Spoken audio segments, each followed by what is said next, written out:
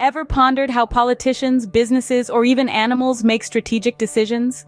Welcome to the fascinating world of game theory, a branch of mathematics that delves deep into the strategic choices made by rational agents, be they people, companies, or creatures in the wild. Imagine a chessboard. The players in this case are the individuals making the moves. They're the ones making decisions, each with their own unique preferences or goals. Every move they make, every piece they maneuver, represents their strategies. These are the actions they decide to take, the choices they make throughout the game. Now, in chess, the outcome could be a checkmate, a stalemate, or perhaps a strategic sacrifice. In game theory, we call these outcomes payoffs. They are the rewards that a player receives, or the costs they bear, as a result of their chosen strategies. But what happens when a player finds a perfect move, one that their opponent can't counter? This point in the game is what we refer to as equilibrium.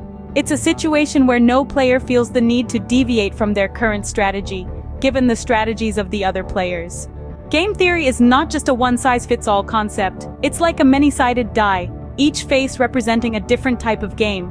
There are zero-sum games, where one player's gain is exactly offset by another's loss.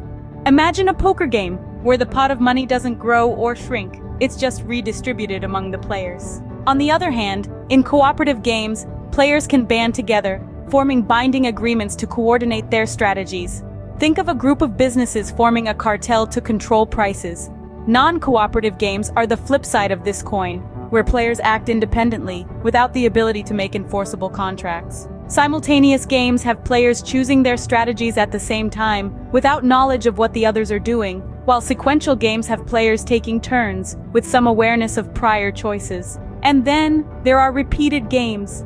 Picture a tennis match, where players play the same game multiple times, learning from each round and adjusting their strategies accordingly. At the heart of it all, game theory is about understanding how individuals or groups cooperate or compete with each other, and predicting the outcomes of their choices.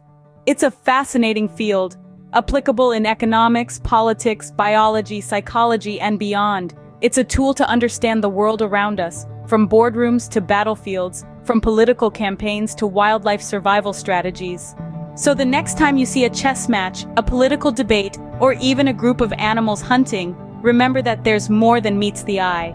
You're witnessing game theory in action, a complex dance of decisions, strategies, rewards, and equilibria. It's not just a game, it's the science of strategy.